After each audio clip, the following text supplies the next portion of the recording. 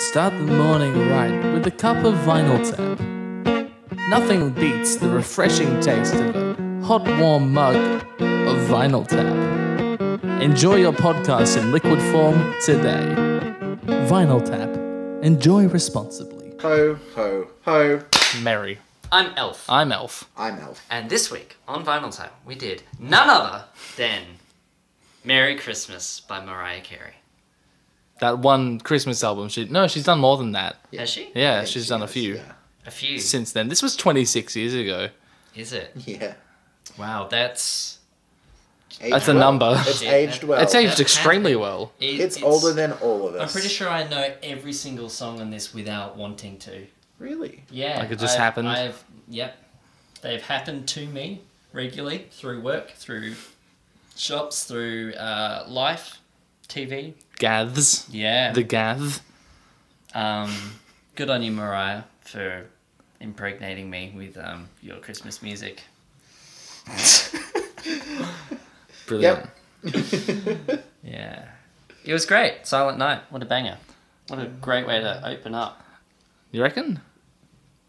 Look, actually, I always thought this did start with All I Want for Christmas Is You, but Yeah, you would expect that, wouldn't you? yeah.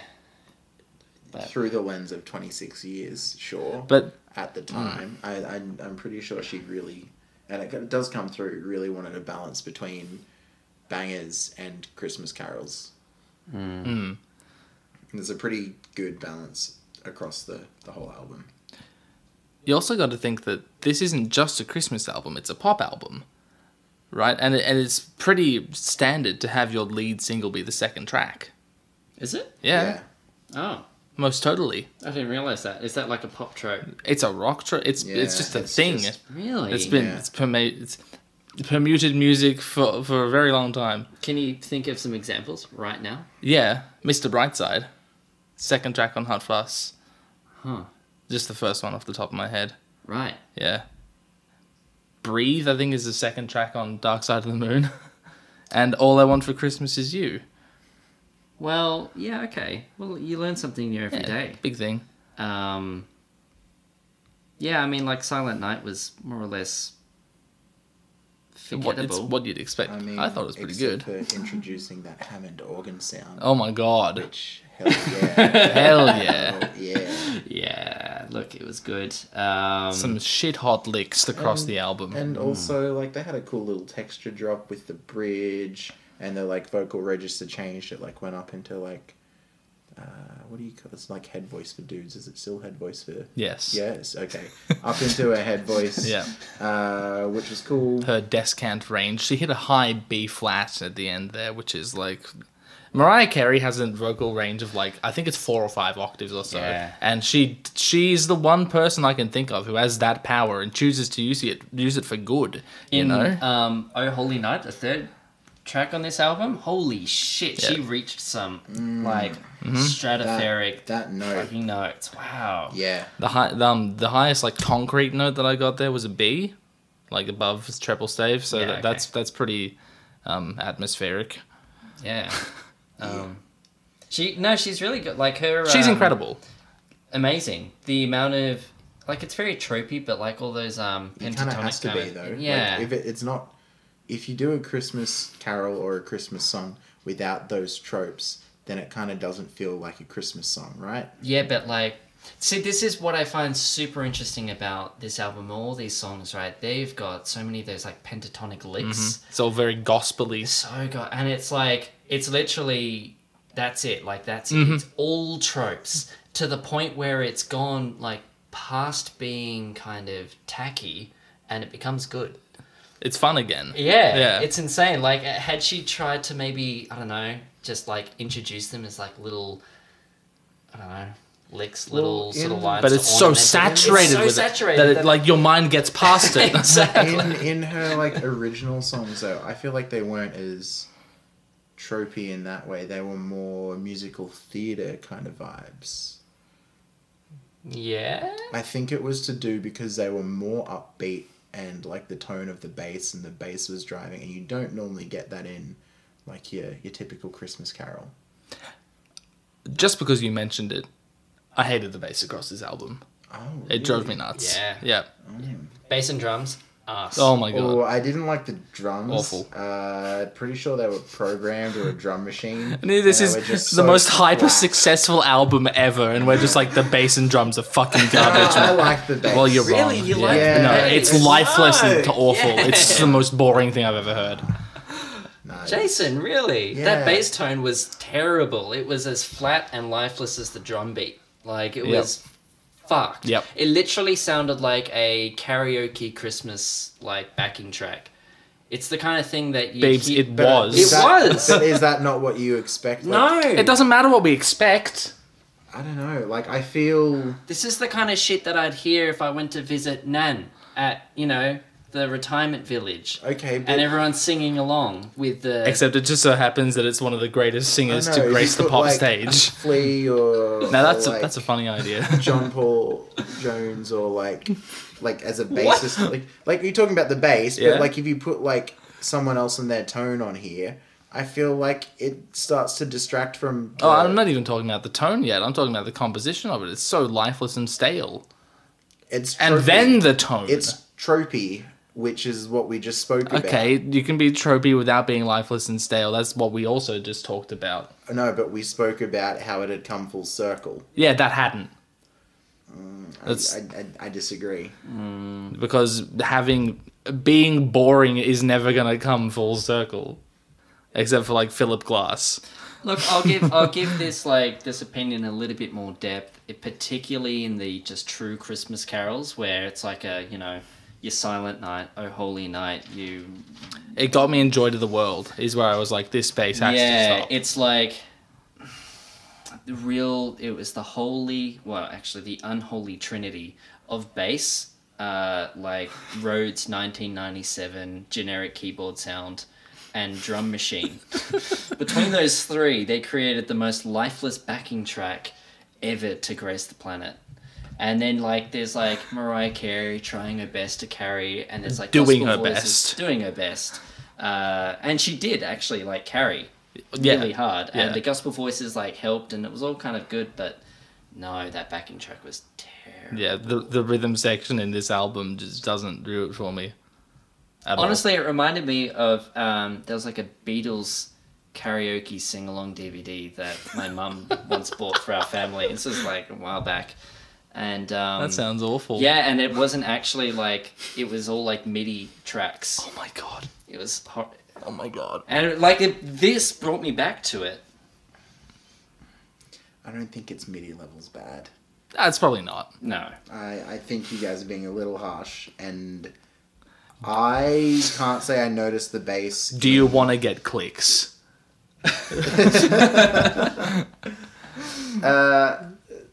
Sure. So you notice the bass. Only in like the more upbeat ones, like in the Joy to the World and the more like Christmas carol-y ones. I wasn't hearing or paying attention to the bass, to be honest. All right. fair enough. It was when it was upbeat and kind of like more pumping that I noticed it, and I didn't mind it doing that. If I had paid attention to it in the other songs, probably wouldn't have liked it if it was this like same tone as those. But I think the flatness matched and allowed, like, it didn't detract from the energy of the ones that were more upbeat. Like, you're gonna tell me you found the bass terrible in All I Want for Christmas Is You. I didn't think it was good. Actually, maybe I did think it was good. See, the thing with that is the whole song's such a party that it's difficult to, like... The bass does its job. That's what I right? mean. Yeah. Like, it sits there. Well, it's and it's like a provides sore thumb in energy. the songs where it... Yeah, okay, I'm beginning to see the nuance. I still kind of disagree. Like, I feel like if it had been great, maybe All I Want for Christmas could have been a truly top-level banger. It As is. opposed to, it's Well, like see, imagine the astronomically... possibility, though, if it was like... How could a song be bigger than that? Is there a I bigger? don't think Is there there a is a song bigger that song. more people Actually, know? something that I've never noticed about this song Some of before, till the I've, like, Beatles songs? properly listened to it, Here, yes. was Well, the triplets that the piano does, which is essentially, it's like a rat on crack. It doesn't stop. Like, once you notice those triplets in the piano, and they go on, and they don't, like, that Yep. pianist, like, RSI at this point by the time. Again, are you sure that's not programmed necessarily? Well, I hope so, for the sake of Yeah. someone's wrists. I mean, that was insane. You know, the exact same thing happens in the third last track, Santa Claus is Coming to Town. Oh, It's the really? exact same. Really? Go listen to the It intros of both was- those songs. They Oh, are identical. Minus the lullaby at the beginning of that. Oh, It's really? Brahms, by the way. Is that why I that's thought what that it Santa is. Claus Coming to Town was a banger as well? Because it's exactly the same. Yeah, tune. it's very similar. And it then has sleigh the bells dun come dun in dun as dun well. dun. Yeah. Let's talk about sleigh bells. wait, can we pause? Because there's going to be a big conversation and talk about the Brahms at the beginning of that. Okay. The Brahms. Is that, yeah. There's like, Brahms' Lullaby played in basically its entirety at the at the start beginning of... of Santa Claus is Coming to Town. Really? Yeah. Oh. I didn't even notice. I was just excited for Christmas. Oh, Yeah, the most Christmassy song around. Brahms' Lullaby. I was going to say, I didn't mind it, but it did seem a little odd to include to me. It's a little out of place. And a little, like... It's not out of place. No. It's just not necessarily Christmassy at all. Yeah, and because it's such a recognizable... no, thing by okay, no, but itself. think about this, right? So, I like, refuse. you're not going to be awake when Christmas comes, when Santa comes, right? You go to bed, you need to be asleep, and then Santa rocks up. Right? I This mean, is like the word painting that we're I going can for. see the Surely. stretch you're reaching for. Actually, no, I'm totally with him now. Yeah? Yeah. I feel like it's a stretch. Only naughty And I kids feel stay like- up to see Santa arrive. That's true. Only naughty's kids. No, got me there. This is a 90s album. That didn't happen yet. Oh yeah, true. I'm also not- because they weren't remembering. Okay, let's go back to the sleigh bells. Let's. So, and I was going to frame this in context of the last song on the album, Jesus, Oh, What a Wonderful Child. No sleigh bells, no tubular bells. How am I supposed to know it's Christmas? That's a good point. I was kind of confused actually. I thought it might be March. Like, there's no way of telling. Look, there was a lot of Except talk about the Jesus. giant choir singing about Jesus. But you know that could They just... do that year round, yeah. Exactly. Could be Easter. Could be Easter. Be Easter, exactly right. Tubular bells are kind of Although I'm iconic, pretty sure aren't they they? said the newborn king in that. Well, Jesus was newborn for a long time. You're newborn for like a year or so, aren't you? I don't know. Really? Wouldn't I know. have no idea. I've never I've been not had a newborn, child, so yeah. Um, Tubular bells. Tubular bells. Yeah, they're good. And so okay, when did sleigh bells become a thing? Does anyone know? When sleighs were invented. Friday. What? Yeah, dunno. And I do know that they weren't always a Christmas thing. Really? No, but it sounded intriguing, didn't it? I'm pretty sure they were just like a standard percussion instrument that were used like on strange occasions. They were one of those auxiliary things like a whip or an anvil. Or a vibra slap. Yeah. Yes, Jason, like the vibra slap. Thanks for bringing in the vibra slap. You can't forget. the And vibra then slap. somehow it just got co-opted by Christmas. I think that's what happened. Interesting. Well, I mean, if we're going to go there, right? So the whole like Santa Claus being in his sleigh, being in his red and white suit, Thanks, Coca-Cola. right? So is this a Coca-Cola thing, like the whole image, or is it just the red and Man, white? when was that? Because we were talking the earliest like pop Christmas song was from the 30s. Is that around the same time that Coke did that marketing campaign with the red and white Santa Claus? Sure. Why not? I mean, it's kind of potentially when like it started to be commercialized, right? Did sleighs actually have bells on them? And are those just what this is? And it's just because Santa has a sleigh that we're listening to this? Tubular bells, I'm certain that story is true. They were just an instrument that got stolen by Christmas. Tubular bells Tubular makes... bells are like used outside of Christmas. Yes, context, though. but they're such an iconic part of a Christmas sound. Yeah. You like, Well, and so it's a 'cause we're- subtler part as well. Well, So what's in your face? like Christmas carols have always existed for a really long time, right? Yeah. And you'd expect if there's going to be tubular bells anywhere, it's in the church. Yeah. So I feel like, you know, Yeah. tubular bells, organ, choir, that's Adds all, up. right? Adds That all up. adds up. Sleigh bells, optional. The sax solo. The In which song is it? Christmas. The song's drum just machine? called. The song's just called Christmas. That's the one I like the least. I think. Really, I didn't. Joy to the World, where the drum machine stood out the most, was where You I know, was like, that song is technically, I think, a mashup. Because it's got the carol, right, "Joy to the World," but it's Yeah. also got the chorus from the Three Dog Night song from the 70s. I don't know what that is. I don't know what that You is don't know either. Jeremiah was a bullfrog? That song? Nope. Nope. Well, I'm gonna sound insane until we look this up. But it has the chorus from a different song. Oh, really? Yeah, Like a Christmas song, I mean, or just also like a that completely... was. I think it's related to Christmas in one day or another. Ah. Not entirely certain. So wait, was that song also a disco song? I don't. Maybe. But I don't think so. I think they just chose to do that. Yeah, I hated the disco. Oh, did you? I thought it was hilarious. I sort of loved it, but I hated it. I thought it was musically distasteful and kind of offensive.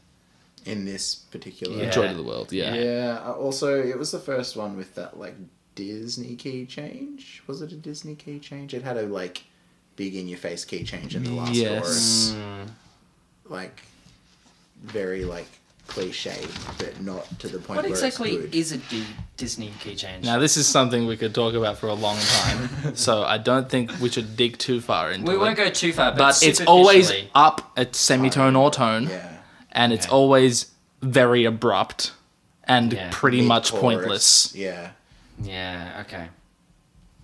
So It's between two up choruses. so it's up a Yeah. half step or up a step. Yeah. It's definitely up because moving up Oh, it has to go gives up. it that like energy boost, and that's basically the Right. whole purpose for it happening. And because it's such an easy cliche thing to do, like it just gets Yeah. overdone to death. It's extremely superficial at this point. So Super fun. where were the other... Oh, and then Jesus, oh, what a wonderful child. That also had two? Two. And then back down to Yeah. Right, yeah, okay. Which is a more interesting usage of the trope. Is it? Going it back twice to where it and came then from. going back, Right, yeah. rather than just continuing up to the trifecta. Yeah. No. A hat How trick would far have been can you pretty push sweet. it? I was gonna say, how far can you push just going up a tone? Who is that? There was somebody that... It's not... Is it Cyndi Lauper? Who's... I don't know, I'm trying to think of that artist who like kept on doing key changes until it just went to something disgusting. I don't know what you're talking about. That's gonna be one for a later episode. Check that out, future beeps. Yeah, certainly will. Hark the Herald Angels Sing. I wrote Herald twice. Hark the Herald Angels Sing is on this album. It's also a mashup with Gloria in Excelsis Deo. You told me that I would know. I didn't notice that at all. Yeah, I didn't notice it Right, either. okay. Well, if you know both the carols intimately, which I did playing in a concert band for a decade, I've never heard this carol before, this particular version of these songs before today, but I have heard this particular mashup in my head for like 15 years. I'm like, those two songs are the same and belong together, and here they are. Right. So the choruses, like, they just work. That's why you didn't even notice it was a different song. Yeah, okay, cool. Well, see, possibly that's just how I know these two songs. Could Yeah. be. Also, that had a timpani in it, right? Yes. Yeah, the timpani was He was super cool. Babes was trolling you. It wasn't a bass drum. I was like, I knew it wasn't a bass drum. But I wasn't confident that it was a timpani. So Hark the Herald Angels Sing was written by Felix Mendelssohn and is therefore the best track on this album. So there you go. I didn't even believe that. Yeah. But it was Mendelssohn, and we love Mendelssohn, at least in this section of the table. Look, if we're going to go into favourite songs, I mean, look, All I Want for Christmas, that is kind of a Yeah. staple Christmas song. But actually, Jesus Born on This Day was low-key a banger. The pit strings. with the children's choir. There's And a children's choir, there's the like a pit total strings. full the orchestra, right? There's syncopation winds. of the Born on This Day line. Also, what are the chords there? I know they're kind of simple, but oh, they got me. Oh, you mean like when the pits comes in? No, during the chorus, I think. I'd have to listen to it again. Tasty, like. But like, I don't know, it was like instrumentally kind of the most interesting. Yeah. The melody's just kind of tasty. The chords were great. And so, like, you know, you kind of have to say All I Want for Christmas because that's such a staple, but Jesus Born on This Day is kind of winning out for me. That was the song where if I realized that if this weren't a Christmas album, it would be panned for how bizarre the tone across the album is. Right? It's just like whiplash. Yeah. But the song previous to that is disco. And this is like an orchestral, chilled out fucking, you know? But it gets away with it because of the Christmas Exactly. theme. Yeah. That's so interesting. That is interesting. And what's your favourite track? Well, it's the same song that's twice. It's either All I Want for Christmas Is You or Santa Claus is Coming to Town. Because I'm an absolute sucker for that. Dun dun dun dun. No. The like little, tacit's not the right word, but that Right. little break Santa before the Yeah. Santa Claus. Oh, really? Yeah. The added syncopation. Yeah, I'm just an absolute sucker for that. I don't care how like trashy I and think cliche it is. both of those songs have all the tropes that I wrote down. I summed them up on Jesus, Oh What a Wonderful Child when I noticed that there was no sleigh bells or tubular bells. I was like, here are the staples. You got applied dominance in your verses, right, to keep the harmony flowing and like kind of turbulent. You got heterophony. This is the word that I was like, I'm never going to be able to mention this is again. the third On time you've said it. yeah, it keeps coming up because all throughout the gospel-y songs on this album, where you know the gospel choir is singing the melody, Mariah is having a bit more fun with the melody, right? So that's heterophony. They're doing the same thing, but one's more embellished. So that's cool that I get to say that Can word we again. Pause on that. Her melisma and tone and just control as a singer is just... Yeah, she's incredible. Thanks, Mariah. You got a bunch of diminished chords arising from chromatically rising bass notes. That happens a lot in all of these. Added syncopation in like songs that you already know to keep them a bit jazzed up. What else did I have? Melisma, obviously. And that was it. Those are like, sudden key changes with no shame. And jazz organ as well. Hammond. Gotta have the Hammond. Yeah. I think my favourite song was, and I mean, it has to be All I Want for Christmas Is You, but I really love Oh Holy Night. I think it's beautiful. Really? It's one of my favourite carols. Is it really a carol or is it more of a song? What'd you say? I'll have to look into that. Like that climax where she goes into the stratosphere is like, all right, cool. Yeah. And the choir and that is pretty dope as Pretty well. banging. Yeah.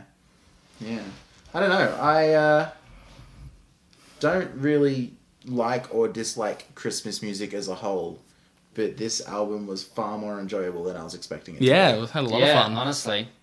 Yeah, you told me we're listening to Mariah Carey's Christmas album. I was like, okay. I think when you listen to Christmas music through its typical format, like at the At the supermarket shops. or at work or whatever, you don't actually, like, as an album, this is kind of, I hate to say it, well constructed.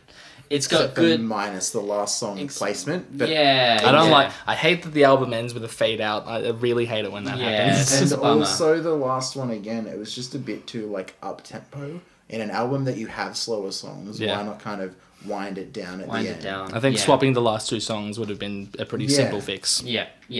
But, like, I mean, it does that nice. It sort of builds up, it slows down.